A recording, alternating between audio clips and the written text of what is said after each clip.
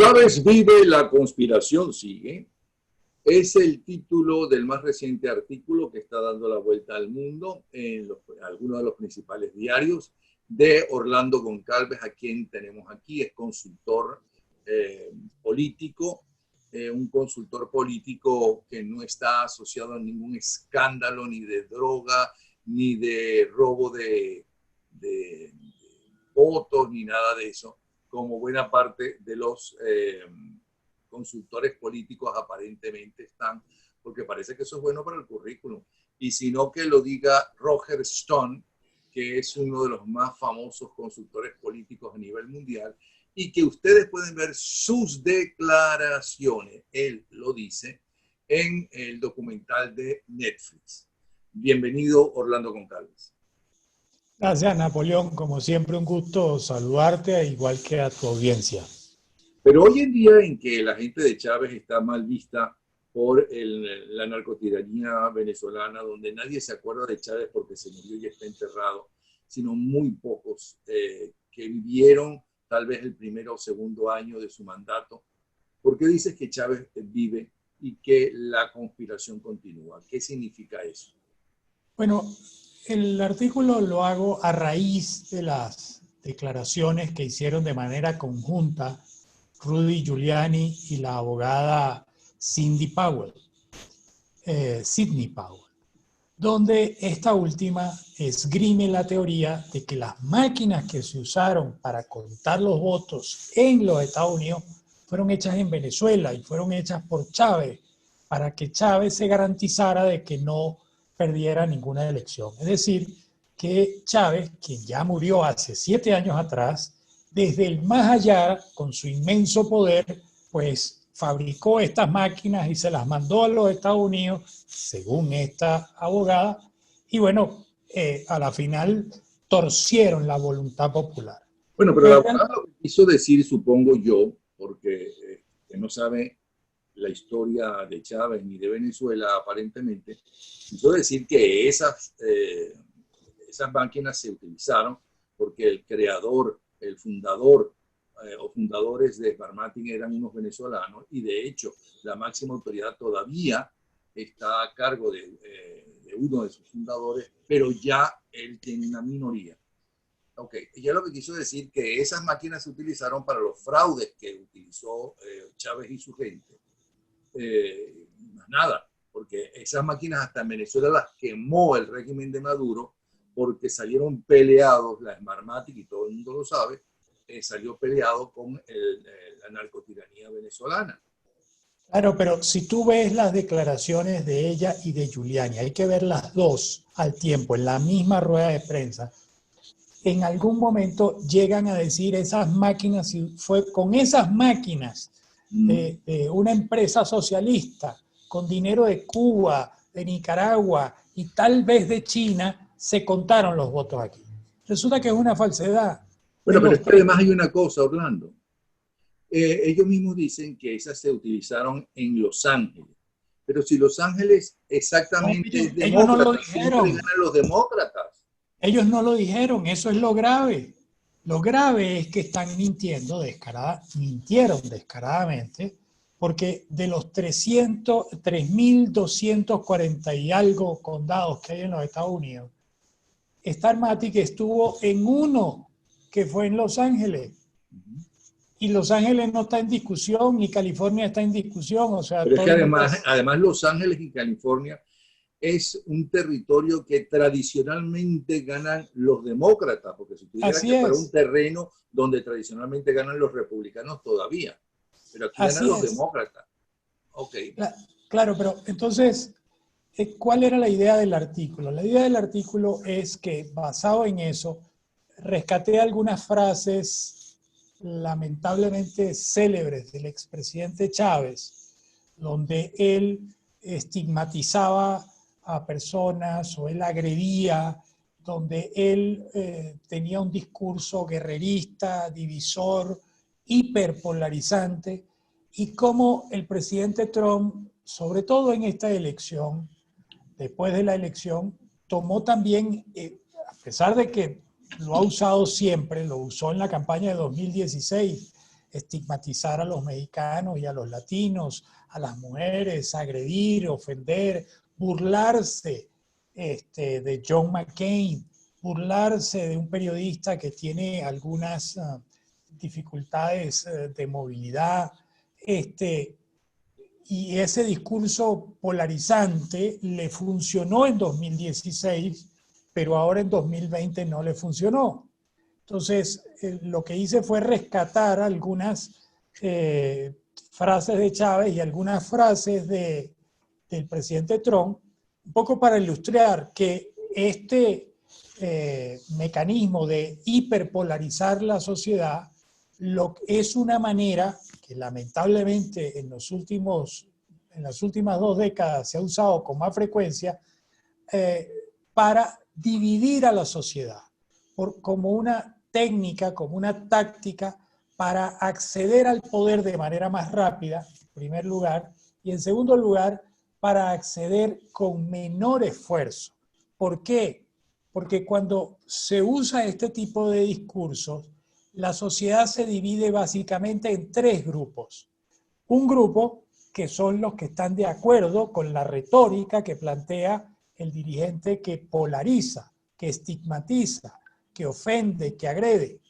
Ese grupo, por lo general, de ser un grupo que apoya a este dirigente, pasan a ser fanáticos de este dirigente, y en ese fanatismo, cuando tratan de escuchar a otras versiones, lo que escuchan es para responder, no para entender qué sucede, no para entender qué es lo que piensa el otro. El segundo grupo son los que se oponen a este dirigente polarizador, que también migran de estar en contra del dirigente a ser fanáticos en contra de este dirigente hiperpolarizador. Con lo cual, este segundo grupo que se opone al primero, al volverse fanáticos, están generando más polarización y haciéndole más el juego al primer grupo. Y luego tienes el tercer grupo, que a veces, en la mayoría de las veces, es el más grande, que son los ciudadanos, que no les gusta la política y detestan esas peleas y detestan ese lenguaje y esa retórica belicista, guerrerista, divisora, y entonces se retrotrae llevándolos a abstenerse. Entonces, el primer grupo, el que polarizó, el que dividió, como genera abstención, y el segundo grupo, al volverse fanático y también entrar en la polarización, generan abstención, hacen que el primer grupo acceda al poder de manera más sencilla, más fácil y más económica, porque requieren menos votos. Tan simple como eso. Ahora bien, Ahora, si uno ve el documental, excelente documental de Netflix, dedicado justamente a el consultor político más importante que hay en los Estados Unidos, como es Roger Stone, él ahí dice cómo es el juego, cómo es su trabajo y cómo él logra que sus candidatos venzan. Y dicen más o menos lo que tú estás diciendo. Él lo dice, no es que lo digas tú, que a lo mejor eres un, ¿cómo se llama? Un izquierdista, comunista, extremista, lo que tú quieras. O que te cae mal Trump porque caíste en el juego de Trump. Te estoy diciendo lo que a lo mejor muchos de los que nos están viendo, ¿no?, están diciendo eso. es correcto. Sino que Roger Stone lo dice él, y él fue asesor desde hace mucho tiempo del Partido Republicano, inclusive él habla de las elecciones de Reagan, ahí se ven las fotos con ellos, ahí se ven ellos abrazados, es decir, eso es parte de la política norteamericana. Lo que yo creo que ha cambiado en este momento es primero que Donald Trump es un showman, y además que no es político, al revés, él llega como llegó Chávez, por cierto, como han llegado muchos otros Que últimamente, también era un showman y que porque tampoco están era en contra político. del estatus que está totalmente desprestigiado. Él decía, es que hay que acabar con esa gente de Washington porque son unos corrompidos, porque manejan el poder. hay que freír los Cuando adecos. es verdad que manejan el poder, porque el poder político, ¿quién lo maneja? Los políticos. Entonces él es un allegado, él logró triunfar en algo que no es, ¿no? Su vida, que no es su carrera, como es llegar a la presidencia de los Estados Unidos. Claro, pero fíjate el paralelismo que hay. ¿Qué decía Chávez? Hay que freír a los adecos. Eso es mentira, eso no lo dijo Chávez, aquí entre tú y yo. Eso, y eso te lo puede decir Chelique Sarabia, eso que era el más importante de los que trabajaban en la campaña de Acción Democrática y concretamente Carlos Andrés Pérez. Tengo entendido que él no lo dijo. Otro dice que sí, que fue en una campaña en el llano venezolano. No importa, pero agredió, ofendió y todo era culpa de la Cuarta República. Eso sí. Uno. Dos, era antisistema, aunque se había formado en el sistema, igual que el presidente Trump, que se presentó como antisistema, pero se formó en el sistema. El presidente Trump se formó en el sistema y con el dinero original de su padre, es verdad, él construyó un imperio muchísimo mayor. En cambio, Chávez Frías siempre chuleó al Estado venezolano. Desde sus estudios, las casas de sus padres y demás. Todo fue gracias al sistema. Gracias. No comparemos, tú no puedes comparar. Bueno, no, gracias al sistema, dicho por el propio señor Trump, gracias al sistema, yo pasé 18 años sin pagar impuestos. Dicho por él. Pero dice que eso es legal. Claro, gracias al sistema. Y gracias al sistema pagué $750 en los últimos 4 años. Gracias al sistema. Pero él se presenta como antisistema. Y el fallecido presidente Chávez hizo lo mismo. A él lo formó la democracia, lo formó la escuela militar que, digamos, fue respetada y fue financiada por la democracia. Y después se volvió el antisistema. Ahora, en los dos casos, lo que está clarísimo en esto es que había un vacío de liderazgo y ellos hábilmente leyeron ese vacío y lo llenaron. ¿No será que ellos son el nuevo liderazgo? Lo dudo porque son fugaces y no dejan huella, no dejan grandes cambios. Pero Chávez sí dejó huella y este señor, Trump, bueno, no solamente va a terminar dividiendo el Partido Republicano, a quien no le conviene su dirigencia, un hombre que tenga el poder popular y no ellos, porque acuérdate que él se inscribió en el Partido Republicano para ser candidato, pero él no estaba en el Partido Republicano. No, de hecho, él era demócrata. El demócrata. problema que van a tener ahora en el 24 es que si Trump se lanza, no le va a quedar más remedio que aceptarlo o terminar de dividir el partido. Es correcto. A ver, los dos están dejando legados negativos, en mi opinión. Puedo estar equivocado. Pero sus legados son negativos y sus legados van a pasar a la historia muy rápido. Tú lo dijiste al principio. Ya ni siquiera, lo dijiste al principio, ya ni siquiera de Chávez. En arquidictadura nombra a Chávez, ya lo enterraron, ya lo obviaron. Aunque vi un estudio en estos días donde más del 60% de la población venezolana considera que la obra de Chávez fue buena. Claro, cuando tú comparas Chávez contra el desastre, el mega desastre de Maduro, pues cualquier cosa es buena. Si eso es así, me equivoqué yo. Estamos todos equivocados. Ahora bien, yo a mí lo que pasa es que ellos llenaron ese vacío. A mí lo que realmente me interesó no es caer en esta polémica, sino en el hecho de algo que me preocupa a mí como ser humano, a mí como parte de una familia y a mí como venezolano y al resto del mundo. Esos son mis valores en el mismo orden. Pero es que están enfermando a la población. Totalmente. Nos están enfermando.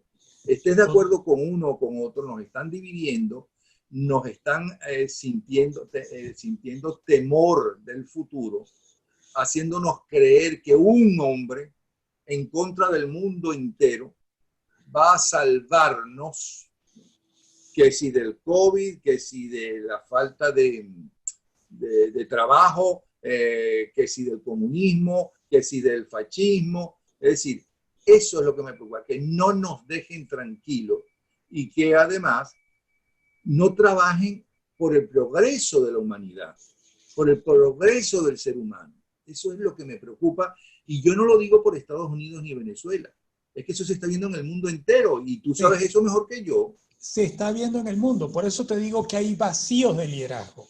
Los dos artículos anteriores de la semana pasada y la semana antepasada se titulaban "En política no hay vacíos", y justamente describía esa situación de que no hay vacíos. Si el liderazgo político natural se retrotrae, pierde el favor o el respaldo de la ciudadanía, surgen este tipo de liderazgos, vuelvo e insisto, fugaces, que generan mucho daño a las sociedades, y estamos pagando los costos de eso. En Venezuela los estamos pagando, en Estados Unidos lo están pagando con el tema de la pandemia, con el tema del desempleo, y en el mundo en general lo estamos pagando porque las decisiones que toman estos líderes están basados en su megalomanía y están basados en sus intereses, no en el progreso, no en el beneficio de la gente.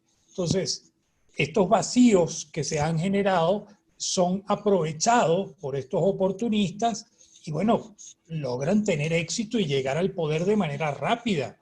Y bueno, ¿cómo? ¿Eso qué genera? Genera estos desastres que estamos viendo.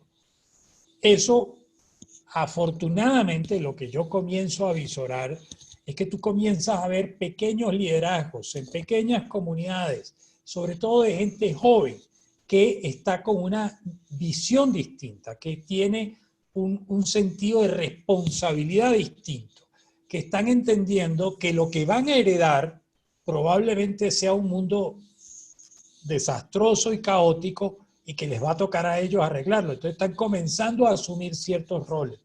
Eso es lo que me da a mí un poquito de respiro, es decir, bueno, los que vienen atrás van a arreglar este desastre que nosotros hemos hecho. Tan simple como eso. Bueno, la gente siempre, el ser humano ha vivido cada tanto tiempo en crisis. Hasta ahora esas crisis, ¿no?, han sido regeneradoras. Han dolido, es verdad, a la gente que la vivió, pero siempre salieron soluciones, y esas crisis se producen, corrígeme si estoy en un error, cuando ciertos valores fundamentales que eran importantísimos para el desarrollo humano y para el crecimiento humano, ¿no?, se quedaron atrás, que hay que cambiarlos o irlos cambiando poco a poco. Y eso es lo que estamos viviendo, tengo yo entendido, en todos estos años de crisis, de angustias, de hacia dónde vamos, qué va a pasar conmigo. Los mexicanos, por ejemplo, en el caso aquí, tienen la culpa de que yo he perdido mi trabajo, y no se dan cuenta que la culpa no es de los mexicanos indocumentados, sino que la culpa es que las máquinas, ¿no?, están ocupando un trabajo que la mano de obra ocupaba antes, y que hay que empezar a ver cuáles son los nuevos trabajos para yo tratar, antes de que me voten o después que me voten, de conseguir ese trabajo gracias a que yo tengo ese estudio o esa intuición. Claro. Es lo que está pasando. Entonces, claro, lo que sucede es que yo entonces acuso, ¿no?, esa gente que viene de México, todos son unos delincuentes, narcotraficantes, etcétera, aprovechando eso. Pero eso siempre lo han hecho los políticos. No hace falta no ser político para no hacer eso. Aprovechar la oportunidad para que te escuchen, y luego los honestos tratar de solucionar el problema si es escuchado a esa persona y llega al poder. Es correcto, Napoleón, pero el tema aquí son dos. Uno, esta manera de hacer política, de dividir, de estigmatizar, ha venido subiendo de tono y de nivel en las últimas 2 décadas. Uno. Y dos, un elemento que hemos conversado varias veces tú y yo. Yo soy de la tesis de que no estamos en una era de cambio, sino que estamos en un cambio de era. Entonces eso genera desajustes. ¿Quieres Vamos, explicarme eso? Eso parece interesante. ¿Qué es eso? Napoleón, no es lo mismo decir estamos en una era de cambios a decir que estamos en un cambio de era. Uh-huh. Entonces, el Una era cambio de cambios, por ejemplo, fue todo lo que fueron los años 50, 60, que hubo cambios de todo tipo, tecnológicos, sociales y demás. Pero lo que quiere decir ahora es que ahora hay un cambio de era, que nada de eso es prioritario, sino que vienen otras cosas prioritarias. Así es. La inteligencia artificial, el Big Data, la robótica,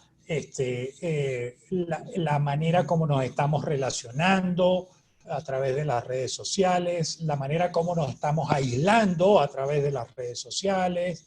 Se van a generar, tú lo acabas de decir, trabajos que hoy no conocemos, y esto va a generar terribles problemas, porque, por ejemplo, los muchachos que hoy tienen 8, 10, 12 años están estudiando lo mismo que yo estudié hace 50 años atrás, para un mundo que en los últimos 30 años ha avanzado más que en los últimos 200 años.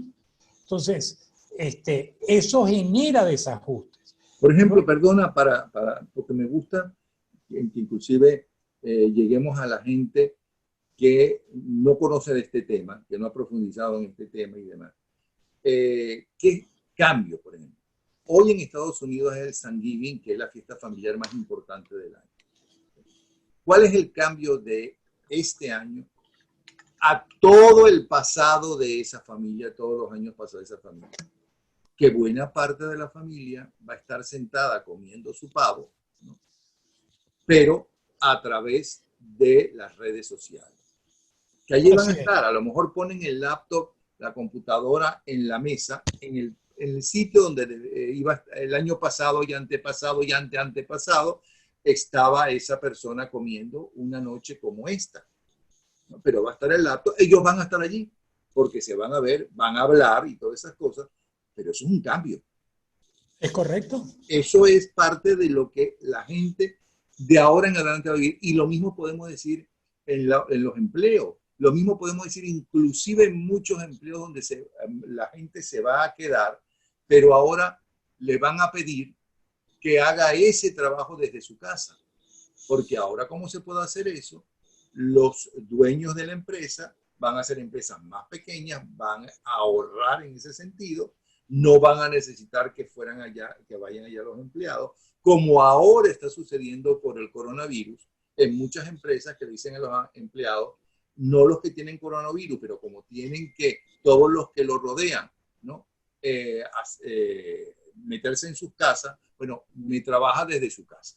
Eso es totalmente nuevo. Es correcto.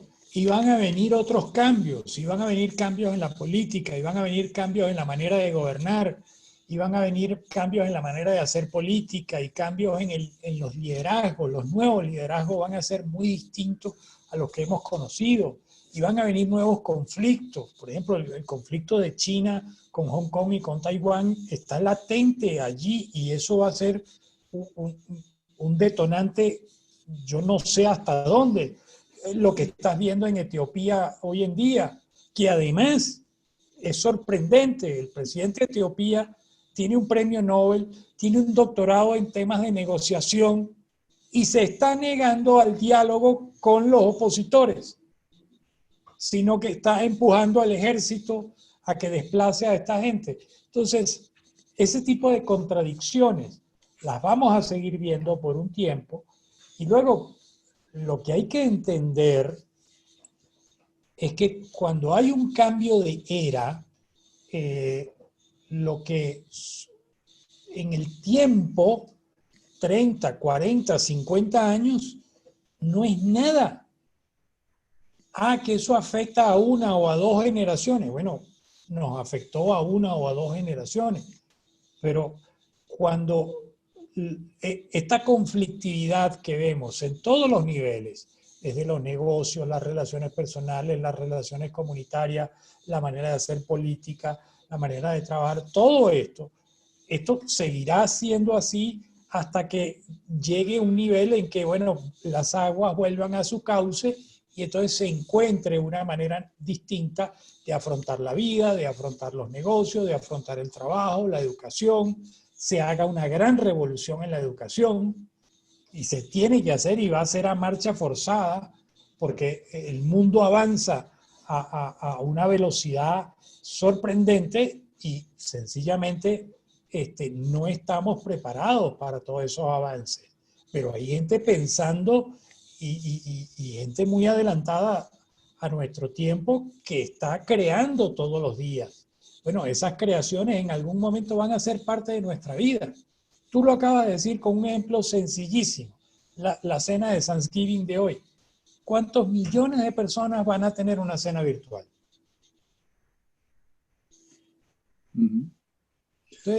Entonces, en resumen, tanto dos ejemplos que pusiste, por un lado Chávez en la izquierda, por otro lado Trump en la derecha, lo que han hecho es llenar un vacío porque el liderazgo tradicional todavía no ha entendido la crisis.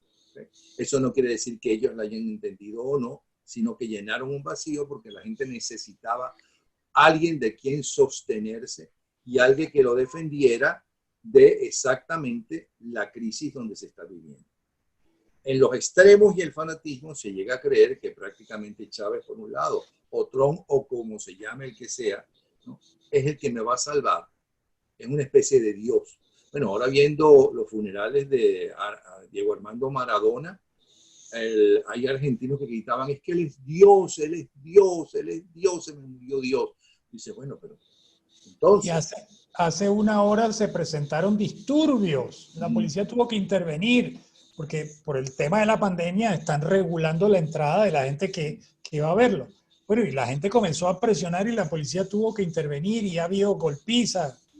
Entonces, en resumen, tengo que entender que tú afirmas que tanto Chávez por un lado, como Trump por otro lado, como todos los que son así que han surgido y que han llenado el ánimo popular, las esperanzas populares, ¿no?, que han suplido al liderazgo tradicional y son los nuevos líderes, ¿no?, ellos lo que están llenando es un vacío, pero que es algo transitorio.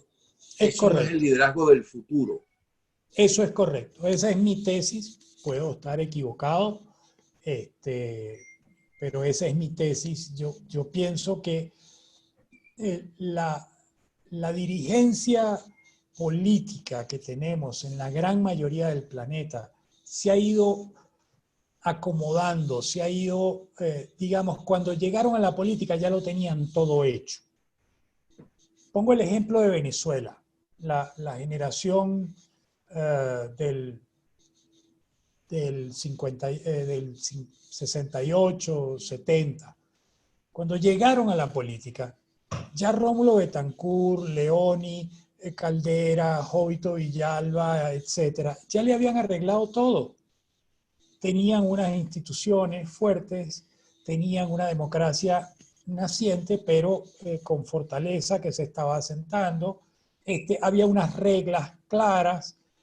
No les costó prácticamente nada llegar a la política. Bueno, entonces, pelear para un liderazgo con los líderes básicos de sus partidos, que mucho se le criticó, por cierto, a los líderes fundadores. Es correcto, pero lo que te quiero decir es que no la sudaron y no tenían los valores democráticos tatuados en el alma como los tenían Rómulo, como lo tenía Caldera, como lo tenía Jovito, como tenía Leoni, como lo tenía... Pero interesante lo que estás diciendo y se nos está acabando el tiempo, pero esto me da pie para preguntarte o para que me analices entonces. Nuestros jóvenes dirigentes actuales que han heredado la crisis, el caos, que han heredado no una dictadura como era la de Gómez, ya que mencionaste a Rómulo, Jovito y demás, sino la narcodictadura. ¿Qué me puedes decir de ellos? Porque ellos la tienen bien difícil, más que ninguna otra generación del siglo XX. Es correcto. La tienen muy difícil. Yo le apuesto a los millennials y a la generación Z. Yo le apuesto a esa generación, a esas dos generaciones, porque son los más tiernos, los que vienen desde más abajo, porque son los que se han tenido que confrontar contra esa realidad demoledora que tienen delante, no solo en el caso de Venezuela, en cualquier parte del planeta hoy en día, las oportunidades de estos jóvenes son muy limitadas, producto de un sistema de educación y de un sistema de cultura que no se ha adaptado a la velocidad de los avances del mundo. Entonces ellos van a tener que reinventar el mundo que ellos van a gerenciar. Y lo que yo estoy viendo es que ellos tienen niveles de responsabilidad, niveles de entrega y niveles de preocupación mucho más genuinos y mucho mayores que los jóvenes de 30, 40 o 50 años. Entonces, les tocará a ellos reestructurar esto. ¿Qué quiere decir? En el fondo, todas estas convulsiones que estamos viendo las vamos a ver más agravadas hasta que toquemos fondo. Y en el momento que toquemos fondo, comienza una reconstrucción. Y tú como consultor político que tienes esos puntos de vista, ¿cómo haces? Porque tú estás en contra de mentir descaradamente a los posibles votantes de ese candidato que tú en muchísimas ocasiones has llevado a gobernar, pero habremos hablado de los próximos. Entonces, estás en contra de mentir, estás en contra de llegar a acuerdos con el narcotráfico, que es tan importante para conseguir no solamente el poder, porque no solamente se necesita para el dinero, para la campaña electoral, que cada vez son más costosas. Ya eso de izquierda y derecha parece ser que en los países donde están gobernando no lo ves muy claro, ¿no? El centro derecha con la centro izquierda, gente de derecha honesta de primera. ¿Tú sabes de dónde viene eso de izquierda y derecha? Sí, claro, de la Revolución Francesa. 230 años después seguimos hablando de eso. Y el mundo ha avanzado más en los últimos 30. ¿Qué vas a hacer? El programa, la pregunta es, ¿qué vas a hacer? ¿Cómo? No, lo que estamos haciendo. ¿Qué hacemos para hacer una campaña electoral? Bueno, lo primero es medir el humor de la gente y medir cuáles son sus temores, sus angustias, cuáles son sus ilusiones, cuáles son sus sueños y qué es lo que le quita el sueño. Y en función de eso, y de los principios del candidato, construimos una propuesta que le dé respuesta a los electores. Y una de las cosas que yo le remarco muchísimo a los candidatos con los que trabajo es, usted tiene dos opciones. O usted es un gobernante de transición o usted es un gobernante de inflexión, que genera una inflexión para que el que venga atrás de usted siga el camino que usted delineó. Usted resuelve cómo lo quiere hacer. Y ahí yo no me puedo meter. Entonces, si quieren ser un candidato de un gobernante de transición, bueno, lo serán, pues. Están un periodo y adiós y se van por otra cosa. Pero el votante tiene miedo, el votante está inseguro, el votante a lo mejor perdió su trabajo, el votante ve que su hijo no tiene tanto futuro como él tuvo, porque la crisis es mundial, ¿okay? La crisis económica me refiero también, es mundial. Entonces va a escuchar más a alguien que le diga, este me va a solucionar el problema. Este sí lo puede hacer. Mira qué arrecho como habla. Mira cómo se enfrenta a los demás. Mira cómo ataca a todos esos vagabundos que me pusieron en esta posición, que me llevaron a esta posición. Mira cómo él ataca también a la gente que me ha golpeado o que me está pasando, está haciendo que yo pase trabajo. Ese es mi caudillo. Ese es mi Dios. Hasta ahora ha funcionado así y va a seguir funcionando probablemente por algún tiempo más. Pero te repito, los jóvenes, los muy jóvenes, están entendiendo esa lectura y están entendiendo que eso no soluciona, que eso no genera bienestar en el mediano y corto plazo, que eso es un efecto Alka-Seltzer, espuma que sube pero baja rápidamente, la efervescencia desaparece. Entonces, estos jóvenes están en otra dimensión. Y estos jóvenes vamos a comenzar a verlos a partir de ahora, sobre todo con esto de la pandemia, los ha acelerado que estas generaciones implosionen y comiencen a salir. Vamos a comenzar a verlos actuando distinto, con planteamientos distintos, donde ellos se enfoquen en soluciones en el mediano y largo plazo, no cosas efectistas del día de hoy. Eso es un cambio de era y eso va a tardar unos años más todavía. ¿Quién está mandando en el mundo? ¿Quién manda realmente? ¿Quién decide realmente las cosas más importantes? ¿De dónde salió la globalización? Mira, el capital definitivamente ha jugado un rol supremamente importante desde la década de los 60 en adelante. ¿De dónde salió la globalización? Salió del capital.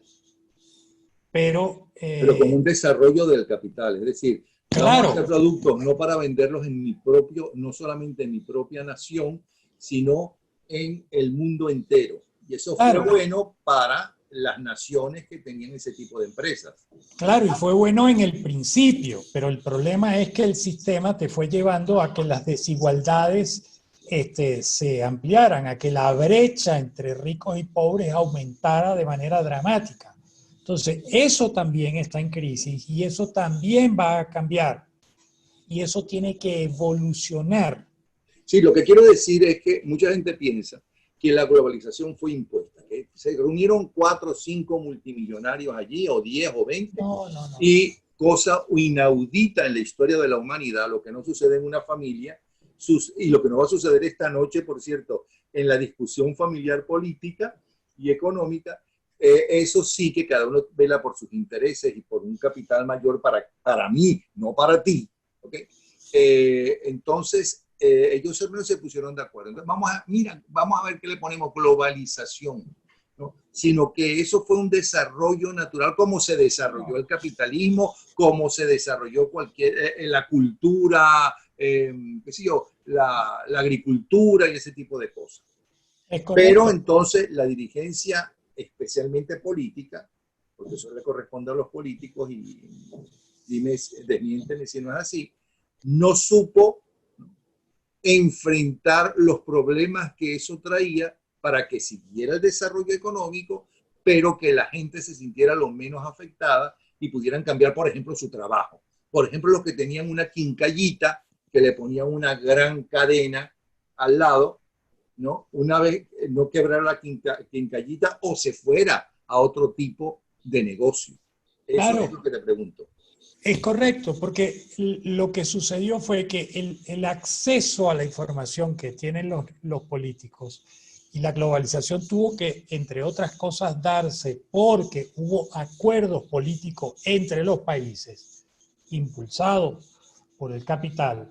Entonces, los políticos se montaron en esa ola y sacaron provecho y comenzaron a mirar al mundo de acuerdo al cristal con que ellos miran el mundo.